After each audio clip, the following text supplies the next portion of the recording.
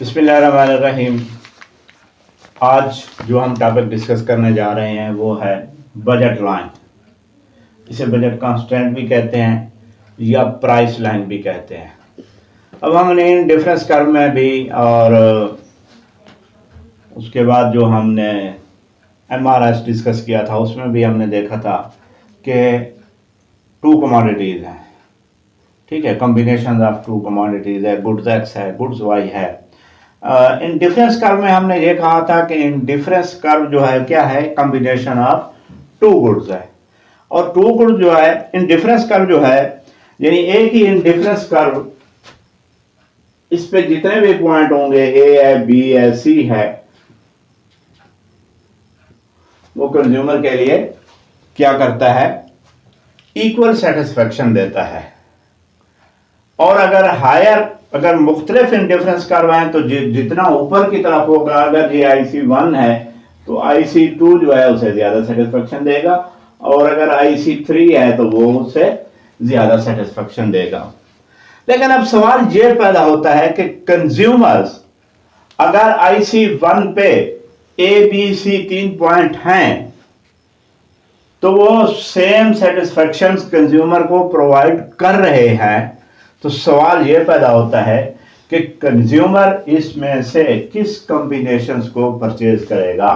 आया ए को करेगा, बी को करेगा या सी को करेगा। देखें, इधर एक्स है, इधर वाई गुड्स है, ठीक है ना जी। अगर ये कॉम्बिनेशन परचेज करता है सपोज ए वाला, तो ये वाई गुड्स है और ये एक्स गुड्स है। यहां पे आता है तो ये पोजीशन बनती है उसकी, और यहां पे आएगा तो उसकी ये पोजीशन बनेगी। तो कंज्यूमर किस ऑप्शन पे जाएगा, ए पे जाएगा, बी पे जाएगा, सी पे जाएगा? तो इस सवाल का जवाब बजट लाइन में है।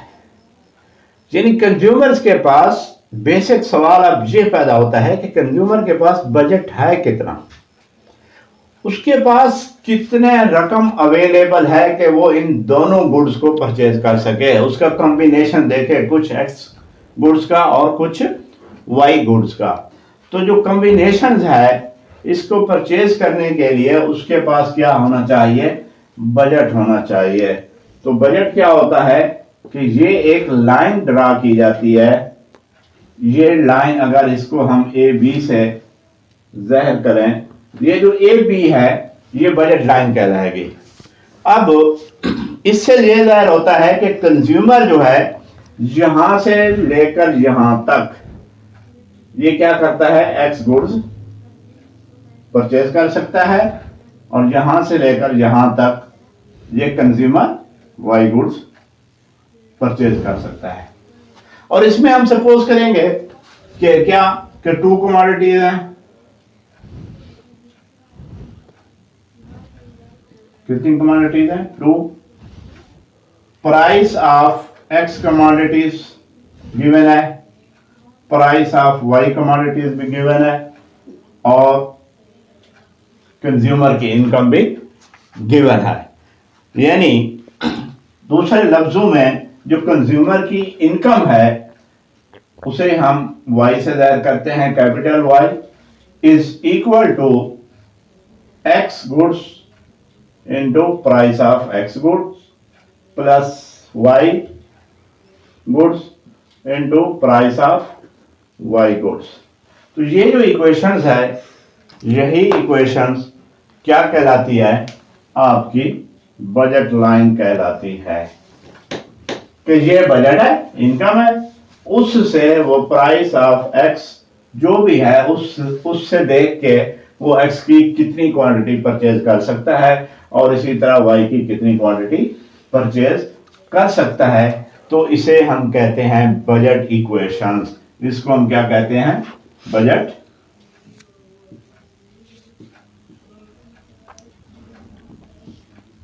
इक्वेशन। अब इसके मुताबिक ये है कि कंज्यूमर इतना वो कर सकता है। अब यही जो लाइन है, अब ये यही लाइन है। अब एक पॉइंट ये है और एक ये है। अगर कंज्यूमर इस लाइन के अबव जाता है जहां पे, तो इसका मतलब ये हुआ कि कंज्यूमर अगर अबव द लाइन है, 3 पॉइंट आपने याद रखने हैं कि कंज्यूमर अगर अबव द लाइन जा रहा है तो ये क्या है, अनअफोर्डेबल है, अनअटेनेबल है।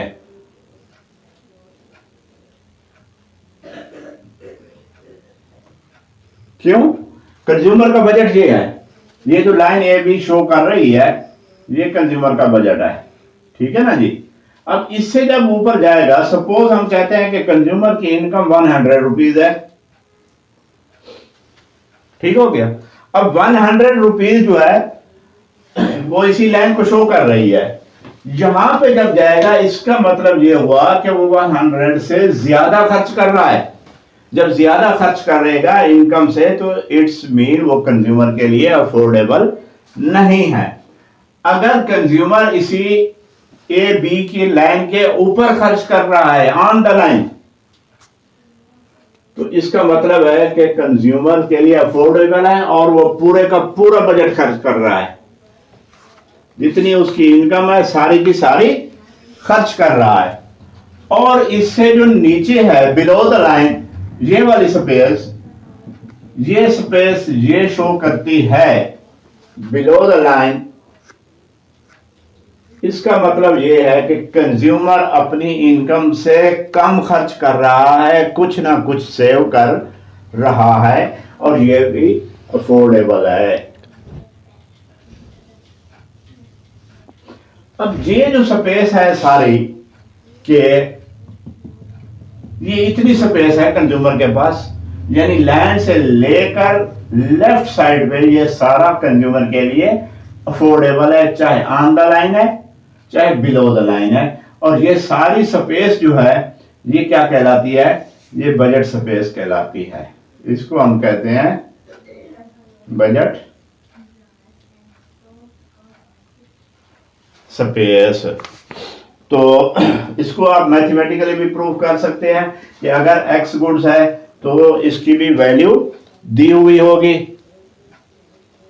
अगर मैं कहता हूं कि पी एक्स, फर्ज किया 2 है और पी वाई 4 है, यानी प्राइस ऑफ एक्स कमोडिटी यानी 1 यूनिट की वैल्यू 2 के बराबर है और वाई की 4 के बराबर है, और इनकम अगर 100 है तो इससे हमें ये बजट लाइन हमें मालूम हुई कि हम with in budget, with in income हम क्या कर सकते हैं कि एक्स की हम इतनी कमोडिटीज परचेज कर सकते हैं और वाई की हम इतनी कमोडिटी परचेज कर सकते हैं। और इसमें ये बात भी हम, जैसे हमने कहा कि 2 कमोडिटीज हैं, प्राइस ऑफ एक्स और प्राइस ऑफ वाई गुड्स दी हुई हैं, तो इसमें ये होगा कि कंज्यूमर्स की जो इनकम है वो कांस्टेंट थी, यानी 100 रुपीज है तो ये 100 रुपीज ही रहेगी, और प्राइस ऑफ 2 कमोडिटीज भी आल्सो कांस्टेंट, कि ये दोनों प्राइसेस भी कांस्टेंट रही, इसके अंदर किसी किस्म की कोई तब्दीली नहीं आई। तो ये आपकी फिर बनेगी बजट लाइन। अब सवाल पहला ये होता है कि अगर कंज्यूमर्स की प्राइस, कंज्यूमर की सारी इनकम चेंज हो जाए, या price of X goods change हो जाए, या price of Y goods change हो जाए, तो फिर क्या होगा। तो आइए शिफ्ट ऑफ बजट लाइन या रोटेट ऑफ बजट लाइन को हम देखते हैं कि वो किस तरीके से होगी।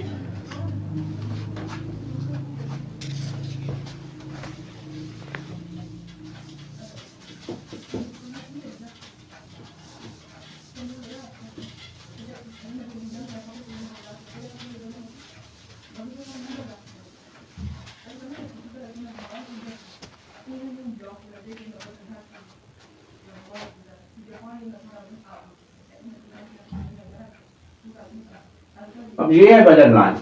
अब यहां पे हम सपोज कर रहे हैं कि कंज्यूमर्स की इनकम चेंज हो जाती है, ठीक है जी। अब इनकम चेंज यानी अगर इनकम इंक्रीज हो जाती है तो फिर क्या आ जाएगा, बजट लाइन आपका डेफिनेटली अपवर्ड हो जाएगा।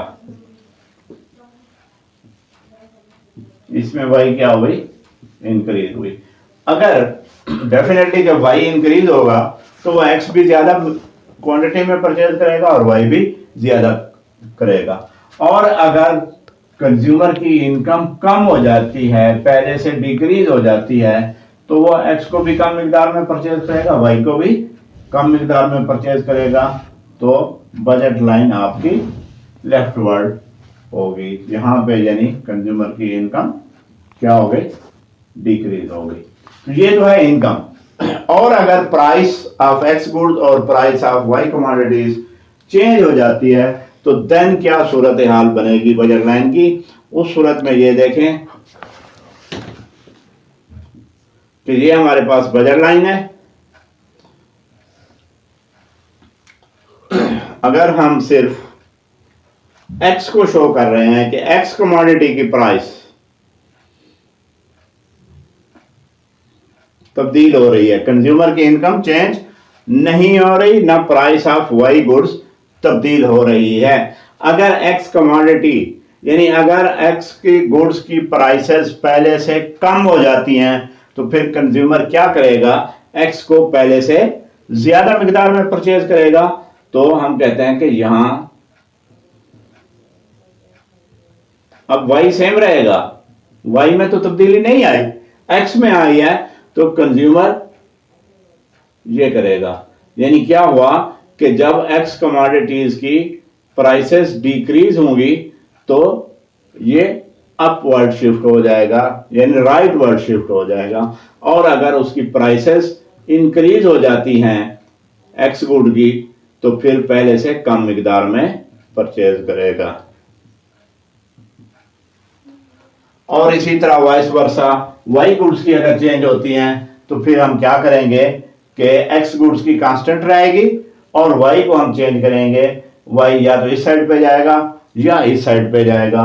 तो ये है टोटली बजट लाइन, यानी कांस्टेंट या इसे प्राइस लाइन भी कहते हैं। और इससे पहले हमने एमआरएस का देखा था, और MRS X Y is equal to हमने कहा था delta Y divided by delta X is equal to price of X divided by price of Y. तो ये तो एमआरएस की वजह से ये चेंज हुआ।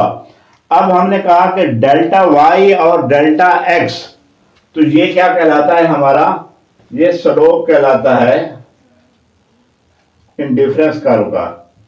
और पी एक्स पी वाई ये स्लोप होता है इसी जो बजट लाइन हमने डिस्कस की है, इसका स्लोप कहलाता है बजट लाइन का। अब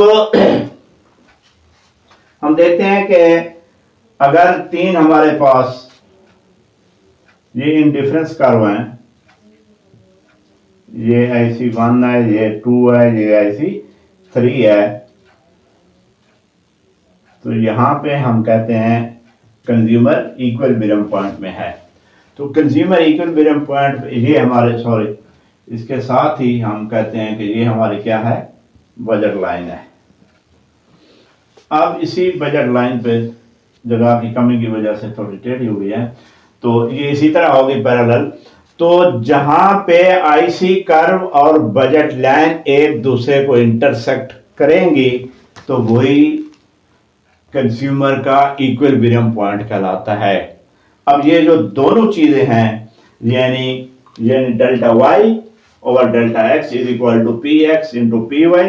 डेल्टा वाई अपॉन एक्स को हम स्लोप ऑफ इंडिफरेंस कर्व कहते हैं और P X upon P Y को स्लोप ऑफ बजट लाइन कहते हैं।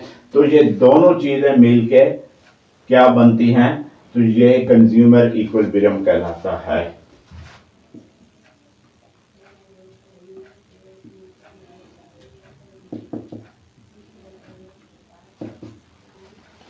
तो ये पॉइंट जो है ये कंज्यूमर इक्विलिब्रियम का है IC2 पे। अब कंज्यूमर का जो तवाज़नी हालत होगी, इक्विलिब्रियम पॉइंट होगा, वो IC2 पे है, ना IC1 पे है, ना IC3 पे है। अच्छा, अब सवाल यहाँ पे ये पैदा होता है कि हमने पहले डिस्कस किया था इंडिफरेंस कर्व में कि जो जितना ऊपर होगा इंडिफरेंस कर्व, सेटिस्फेक्शन का लेवल उतना ही ज्यादा होगा। तो आप IC3 पे क्यों नहीं है? तो इसकी वजह ये है कि यहाँ पे बजट लाइन दी हुई है, तो जहां पे बजट लाइन और IC कर्व एक दूसरे को इंटरसेक्ट करेंगे, वहां पे इक्विलिब्रियम पोजीशन आएगी। अब IC3 पे तो आपका बजट अफोर्डेबल भी नहीं है, आप वहां उस कर्व तक आपका बजट ही नहीं है, आपके पास इतना बजट नहीं है, वो अनअटेनेबल सूरत हाल है। इसलिए IC3 पे जो है कंज्यूमर इक्विलिब्रियम नहीं होगा। कंज्यूमर इक्विलिब्रियम वहां पे होगा जहां पे ये दोनों एक दूसरे को इंटरसेक्ट करेंगे। उम्मीद है ये वीडियो आपको पसंद आई हुई होगी। अगर पसंद आई है तो फिर लाइक करें, शेयर करें और सब्सक्राइब करें।